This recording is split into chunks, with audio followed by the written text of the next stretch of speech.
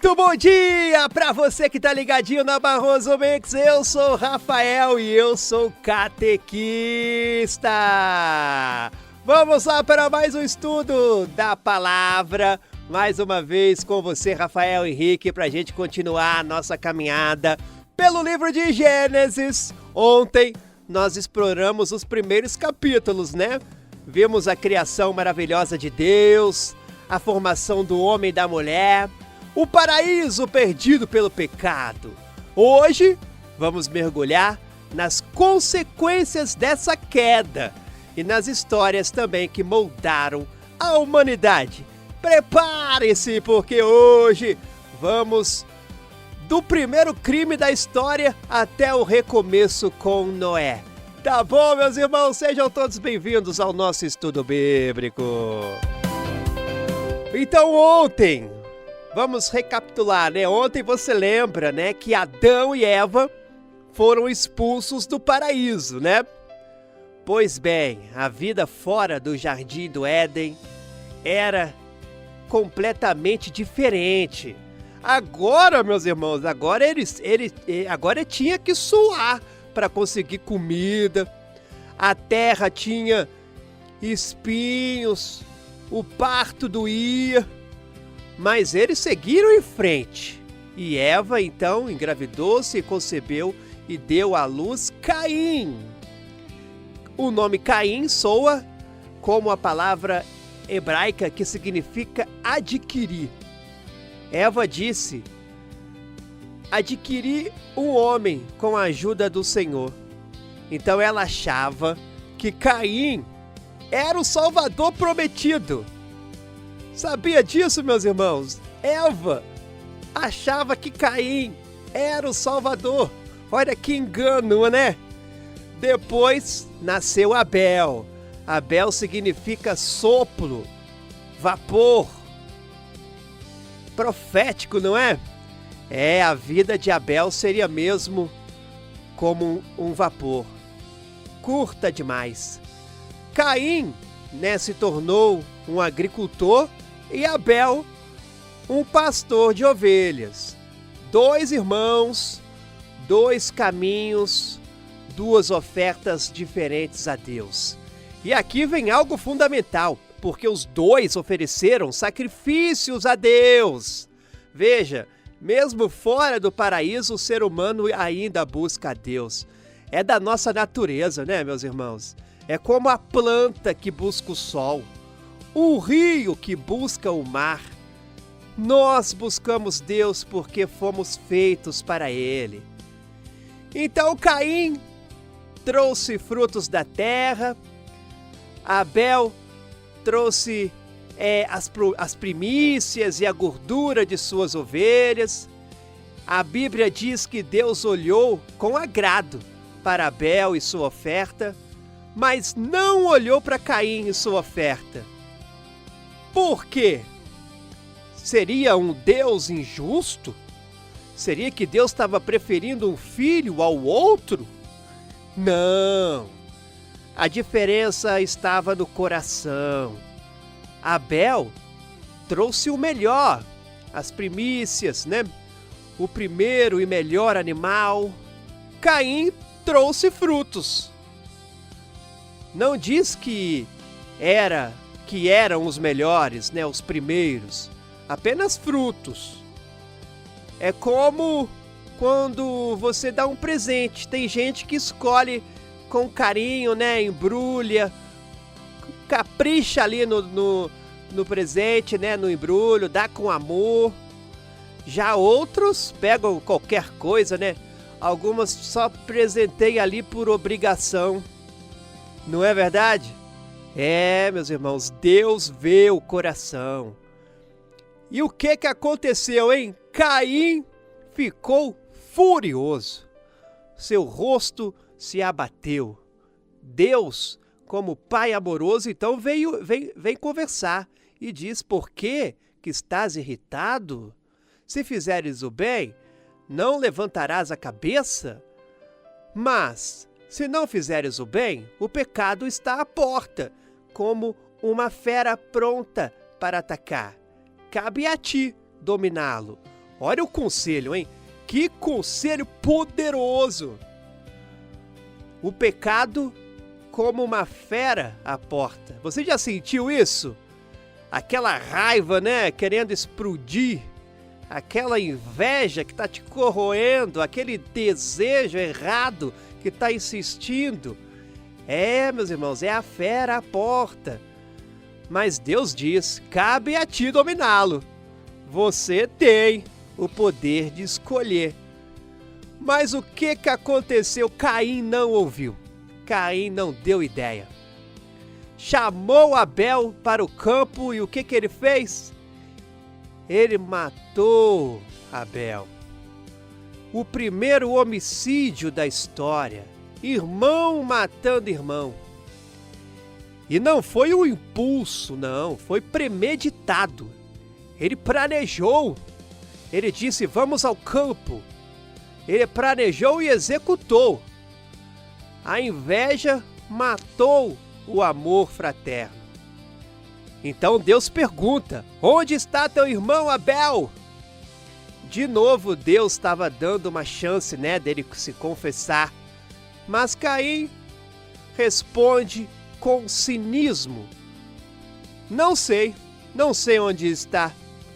Porventura o guarda do meu irmão? Olha que mentira, Olha que indiferença. Ele falou uma mentira então. Mas nós somos sim, guardas dos nossos irmãos. Somos responsáveis uns pelos outros. Então Deus diz, que fizeste? A voz do sangue de teu irmão clama da terra até mim. O sangue clama.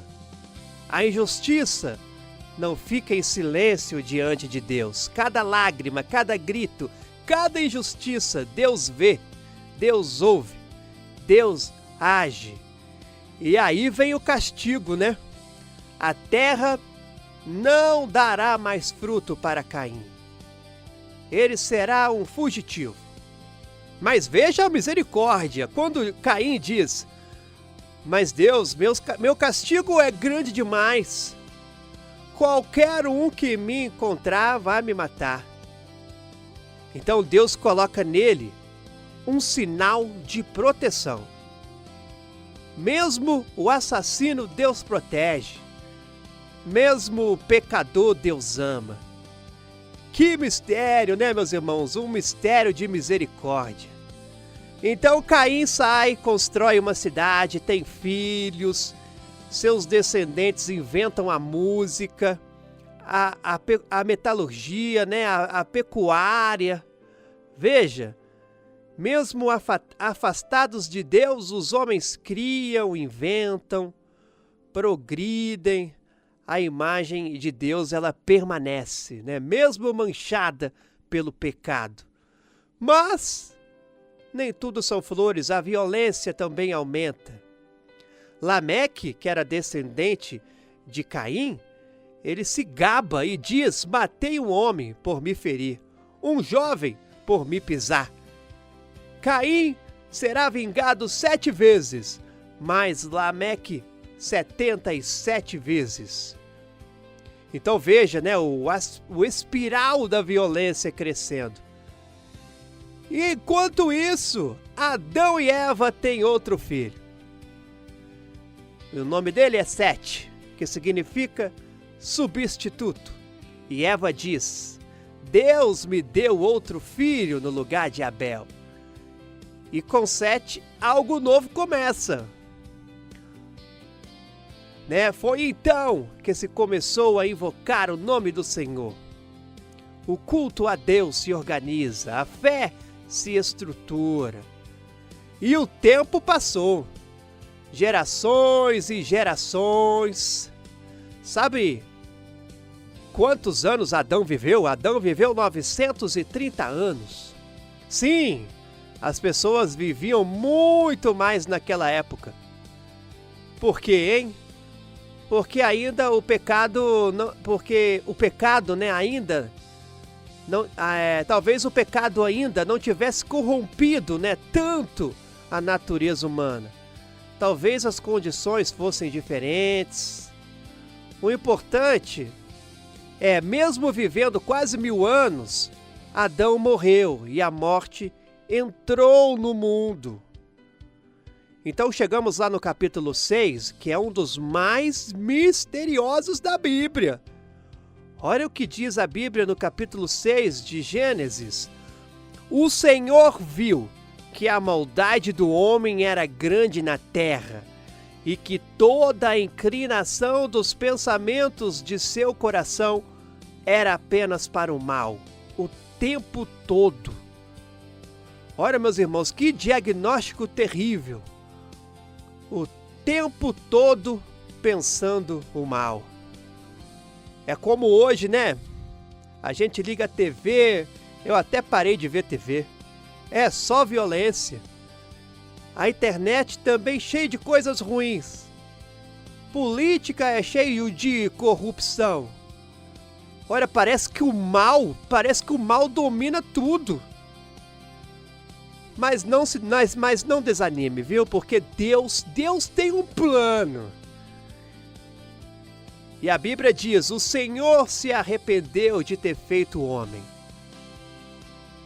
Como assim? Deus se arrepende? Será que Deus se arrependeu? Não como nós, né, que erramos. É uma forma humana de dizer que Deus sofreu. Sim, ele ficou triste com o rumo que a humanidade tomou. É como um pai que vê o filho com problemas com drogas. Ele não se arrepende de ter tido o filho, mas ele sofre com as escolhas dele. Mas havia um homem justo. Quem era o homem justo, meus irmãos? Era Noé. A Bíblia diz, Noé era um homem justo e íntegro entre seus contemporâneos e andava com Deus. Então, era uma geração ali que estava corrompida, mas havia um justo.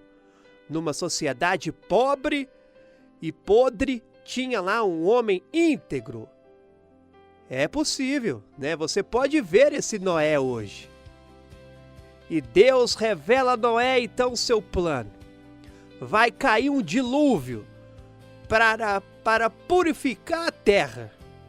Mas antes, você deve construir uma arca para salvar os animais e também sua família, viu, Noé? E as medidas da arca, hein? A arca media 150 metros de comprimento e 25 de altura. Era grande, né? Como se fosse um prédio de 4 andares. Mais ou menos do tamanho de um campo de futebol. Mais ou menos um campo e meio, mais ou menos. Um campo de futebol tem 100, né? Então, um campo de futebol e meio. Enorme era a arca, meus irmãos. Era grande. E Noé obedeceu. Noé, sem questionar, sem duvidar. A Bíblia não diz, mas a tradição conta que Noé levou muitos anos para construir, décadas. Então imagine, né, num lugar seco, longe do mar, um homem construindo um barco gigante. Os vizinhos deviam até rir dele, né, zombar, chamar ele de louco. Mas Noé continuou. É a fé. Fazer o que Deus manda, mesmo quando parece loucura. E aí veio o dilúvio. E não era uma chuvinha não, meus irmãos. A Bíblia diz, romperam-se todas as fontes do grande abismo, e as comportas do céu se abriram. Era água de baixo, água de cima, água por todos os lados, 40 dias e 40 noites, toda a terra ficou coberta. Tudo morreu, exceto quem estava lá na arca. E foi um dilúvio universal, ou seja, ele cobriu o planeta todo, né?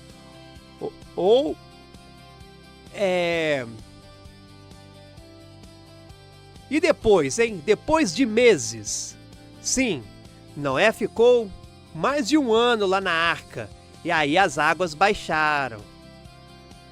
Noé solta um corvo, depois uma pomba. Na terceira vez, a pomba volta com um ramo de oliveira. Então a vida recomeçava, a esperança renascia. E quando sai da arca, a primeira coisa que Noé faz é o quê, hein? Noé constrói um altar e oferece sacrifício. Ora, então, depois de tanto sofrimento, a ação de graças é o que nós devemos fazer, né? Nas provações, devemos manter a fé, na libertação devemos agradecer. Então Deus faz uma aliança, um pacto com Noé e toda a humanidade e promete nunca mais destruir a terra com dilúvio. E ele dá um sinal. Sabe qual é o sinal? O arco-íris. Toda vez que você então ver aí um arco-íris, lembre, é Deus que está dizendo: eu não desisto de você, minha aliança permanece.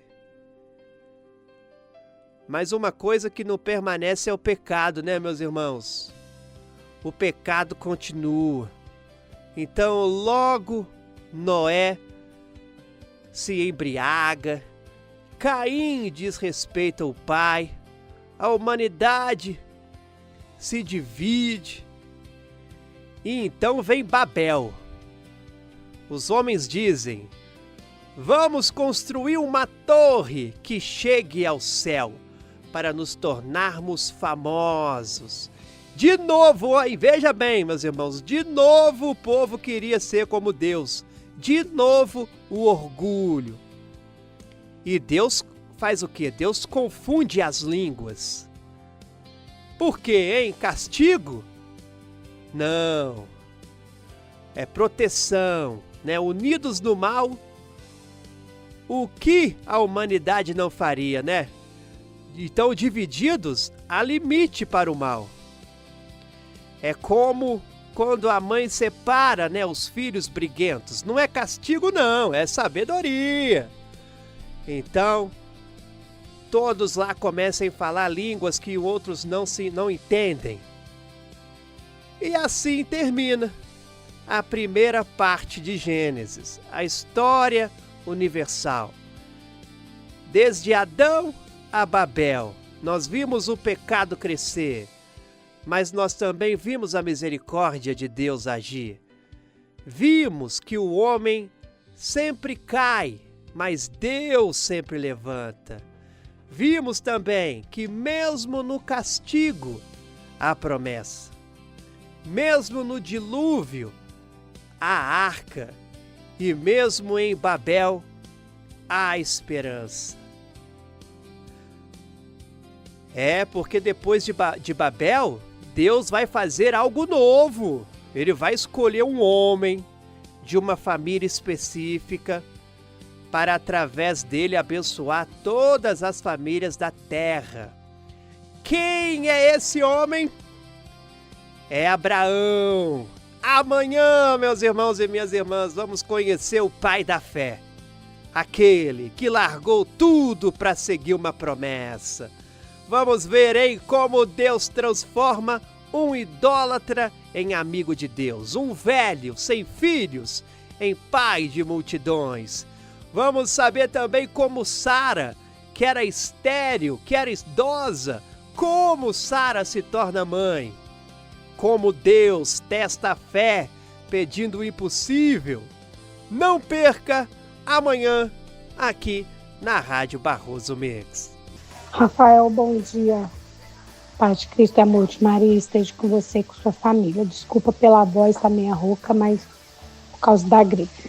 Hoje, escutando aqui a pregação hoje sua, a minha dúvida sempre foi essa. Se Caim foi embora de casa, como que ele construiu outra família se no mundo só existia Adão e Eva e Caim e Abel? Abel morreu, ficou Caim.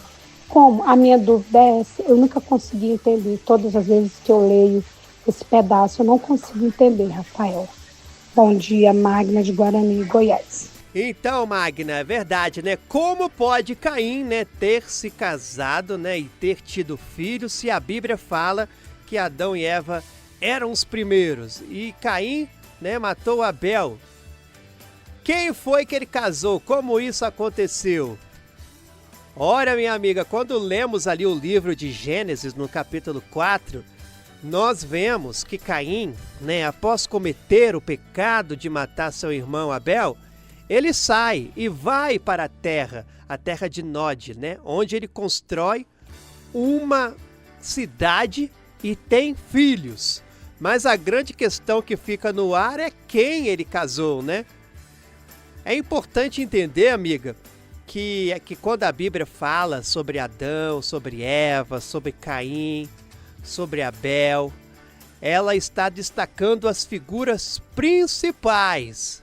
Mas o livro de Gênesis, então, não diz, né, de forma explícita que Adão e Eva foram as únicas pessoas na Terra.